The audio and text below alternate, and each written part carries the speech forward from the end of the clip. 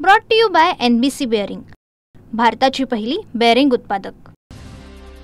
TET परीक्षा अनिवार्य करण्याचा निर्णय रद्द करण्यासाठी कोल्हापुरात शिक्षकांचा मोर्चा। जिल्ह्यातील शिक्षकांनी जिल्हाधिकारी कार्यालयावर काढला मोर्चा। 25-30 वर्ष शिक्षक म्हणून काम केलेल्या शिक्षकांचा टीईटी परीक्षा देण्यास नकार। मुख्यमंत्री युवा कार्य प्रशिक्षण योजनेमधील विद्यार्थ्यांचा 4थ्या दिवशीही आंदोलन सुरूच। उपोषण करताना महिला आंदोलकांची तब्येत बिघडली। प्रशिक्षण घेतलेल्या संस्थेमध्ये नोकरी मिळत नसल्यानं विद्यार्थ्यांचं आंदोलन। सिंधुदुर्गच्या कणकवलीमधील उपजिल्हा रुग्णालयामध्ये नागरिकांचा घेराव। तपासणीसाठी आलेल्या एका रुग्णाचा डॉक्टरांच्या निष्काळजीपणामुळे मृत्यू झाल्याचा आरोप। संबंधित डॉक्टरवर कारवाई करण्याची मागणी। लोहा पंचायत समितीमध्ये घरकुल लाभार्थ्यांचा गोंधळ। बिलं काढण्यासाठी लाचेची मागणी होत असल्याचा आरोप। लाभार्थ्यांनी अधिकाऱ्याला धरलं धारेवर। अधिकाऱ्याकडूनही अरेरावी। बुलढाण्याच्या लोणार तालुक्यामधल्या पांगरा इथे तरुणाचं पाण्याच्या टाकीवर चढून आंदोलन। क्लाससाठी राखीव जमिनीवरील अतिक्रमण हटवण्याच्या मागणीसाठी तरुणाचं शोले स्टाईल आंदोलन। प्रशासनाकडे मागणी करूनही प्रतिसाद न मिळाल्यानं तरुणाचं आंदोलन। नांदेड प्रभाग क्रमांक 6 मध्ये नागरिकांचा बॅनरद्वारे संताप। 8 वर्षांपासून गायब तहसीलदार नगरसेवकांना प्रभागामध्ये फिरण्यास मनाई। नांदेड शहरामधील प्रभाग क्रमांक 6 मध्ये लावलेल्या बॅनरची चर्चा। अतिवृष्टीच्या मदतीतूनच महसूल विभागानेच कोट्यवधी रुपये लाटले। आमदार चंद्रकांत पाटलांचा आरोप। मुक्ताईनगर तालुक्यामधील अतिवृष्टीच्या मदतीतच महसूल प्रशासनानं भ्रष्टाचार केल्याचा आरोप। चंद्रकांत पाटलांकडून SIT चौकशीची मागणी। सोलापूर जिल्ह्यामध्ये अतिवृष्टी आणि पूरग्रस्तांची सरकारकडून फसवणूक होत असून जुनी नुकसान भरपाई वजा करून सरकार शेतकऱ्याच्या खात्यावर पैसे जमा करत आहे। पवारांच्या राष्ट्रवादीचे प्रवक्ते संजय पाटील घाटणेकरांचा आरोप। लातूरमध्ये सरकारी हमीभाव केंद्र वेळेमध्ये सुरू न झाल्यानं सोयाबीन उत्पादकांना मोठा फटका। अडत बाजारामध्ये हमीभावापेक्षा कमी दरानं सोयाबीन खरेदी सुरू। लातूरच्या मांजरा प्रकल्पाचे 2 दरवाजे उघडण्यात आले। मांजरा धरण क्षेत्रामध्ये पाऊस झाल्यानं दरवाजे उघडण्याचा निर्णय। मांजरा नदीकाठच्या गावांना सतर्क राहण्याचे प्रशासनाचे निर्देश। लातूर शहरामधल्या अनेक भागामध्ये पाईपलाईन फुटल्यानं पाण्याची मोठ्या प्रमाणात गळती। पाण्याची गळती थांबवण्याचे महापालिकेसमोर आव्हान। छत्रपती संभाजीनगरमधील शिवाजीनगरचा भुयारी मार्ग आज आणि उद्या बंद। पाणी पुरवठा योजनेअंतर्गत शिवाजीनगर भुयारी मार्गावर दुरुस्तीचं काम होणार। सोलापूर विमानसेवेची व्याप्ती वाढली। आता सोलापूरहून बंगळुरूला जाण्यासाठी दर रविवारी विमान उड्डाण घेणार। दर 10 नोव्हेंबरपासून सोलापूर मुंबई बेळगाव मार्गावरील विमानसेवा दररोज सुरू होणार। पुण्याच्या भोर तालुक्यामध्ये यावर्षी सरासरीच्या 123% पाऊस। तालुक्यामधील भूजल पातळीमध्ये 4 फुटांची वाढ झाल्याची नोंद। भूजल सर्वेक्षण आणि विकास यंत्रणेमार्फत भूजल पातळीचं निरीक्षण। सांगलीमध्ये देशातील पहिलं बैलगाडा अधिवेशन होणार। शिंदेच्या सेनेचे नेते चंद्रहार पाटील यांची माहिती। तर सांगली उडणार बैलगाडा शर्यतींचा धुरळा। शर्यतीसाठी 500 एकरातील मैदान सज्ज। परळीमध्ये मनोज जरांगेंच्या विरोधात ओबीसी बांधवांची निदर्शनं। जरांगेंच्या विरोधात गुन्हा दाखल करण्याची मागणी। धनंजय मुंडे यांच्यावर केलेल्या आरोपांबाबत जरांगे यांचा जाहीर निषेध। सोलापुरात समर्थकांकडून धनंजय मुंडेंच्या प्रतिमेला दुग्धाभिषेक। मनोज जरांगेंच्या आरोपानंतर मुंडे समर्थक आक्रमक।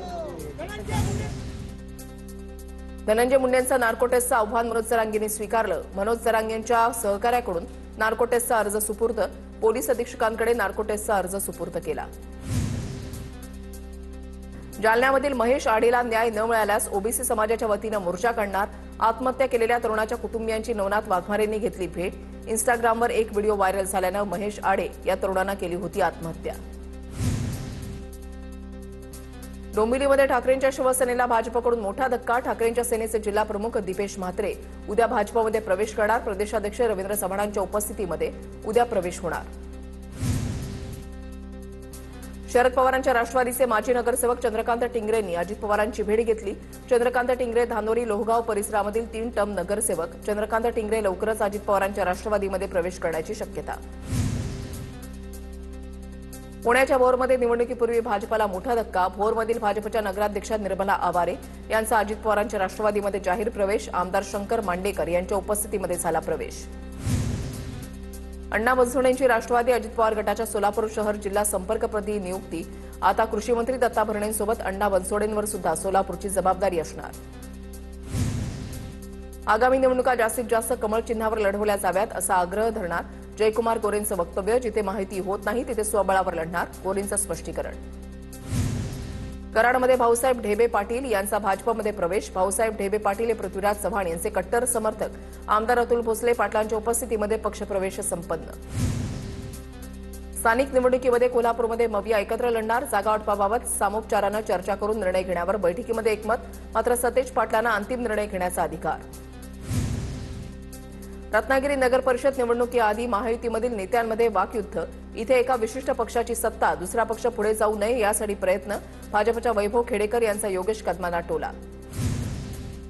चिपळूण नगरपालिका निवडणुकीमध्ये काँग्रेसची स्वबळाची तयारी. रत्नागिरी जिल्हाध्यक्ष सोनल लक्ष्मी घाग यांनी मुंबईमध्ये घेतली प्रदेशाध्यक्ष हर्षवर्धन सपकाळांची भेट.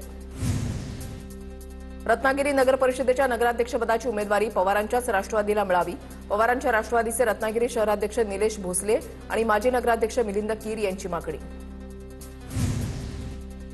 नंदुरबार नगरपालिकेवर शिवसेनेचा झेंडा फडकवण्यासाठी शिंदेच्या सेनेकडून उमेदवारांची चाचणी सुरू. नगरपालिकेवर शिंदे सेनेचे आमदार चंद्रकांत रघुवंशी यांची पकड. रघुवंशींकडून नगराध्यक्ष आणि नगरसेवकांची चाचणी. शरद पवारांच्या राष्ट्रवादीची धाराशिवमध्ये नूतन जिल्हाध्यक्ष डॉक्टर प्रतापसिंह पाटील यांच्या नेतृत्वाखाली बैठक. नगर परिषद निवडणुकीच्या पार्श्वभूमीवर महाविकास आघाडी म्हणूनच लढण्याचा निर्धार. गोंदिया जिल्ह्यामध्ये नगर परिषद नगरपंचायत निवडणुकीसाठी मविया आणि बहुजन समाज पार्टीचं युती होणार. लवकरच अधिकृत घोषणा होणार. काँग्रेस नेते माजी आमदार गोपालदास अग्रवाल यांची माहिती. नंदुरबारच्या शहादा पालिकेच्या निवडणुकीमध्ये तिसरी आघाडी दिसणार. कृषी उत्पन्न बाजार समितीचे सभापती अभिजित पाटील जनता विकास आघाडी म्हणून लढणार. भाजप शिंदे गट आणि काँग्रेसला जनता विकास आघाडीचं निवडणुकीमध्ये आव्हान. नागपूर ग्रामीणमधील काँग्रेसची कालची बैठक. प्रदेशाध्यक्ष हर्षवर्धन सपकाळ यांनी अवैध ठरवली. प्रदेशाध्यक्षांचा निरोप डावलून मुलाखती घेण्यात आल्यानं बैठकीमधील इच्छुकांच्या मुलाखतीही अवैध ठरवण्यात आल्या.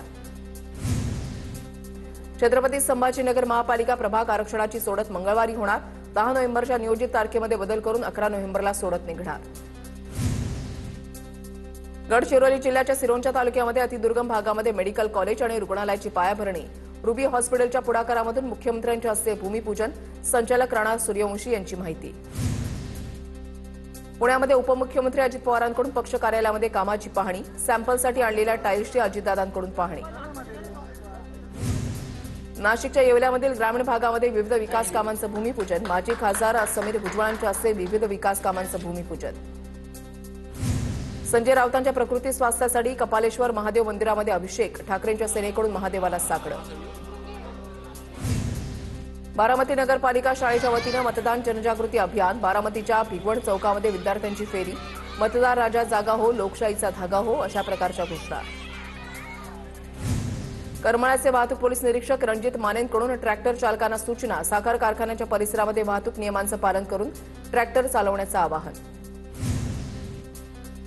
पुण्यामधल्या राजगड तालुक्यामधल्या पानशेत धरण परिसरामध्ये बिबट्याचे पाळीव प्राण्यांवर हल्ले.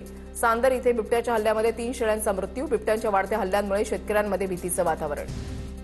पुण्याच्या शिरूर तालुक्यामध्ये बिबट्याच्या वाढत्या वावरामुळे नागरिकांमध्ये भीतीचं वातावरण. रहिवाशांवर घराजवळ आणि गोठ्याभोवती तारांचं कुंपण उभं करण्याची वेळ. शेतकरी आर्थिक संकटात.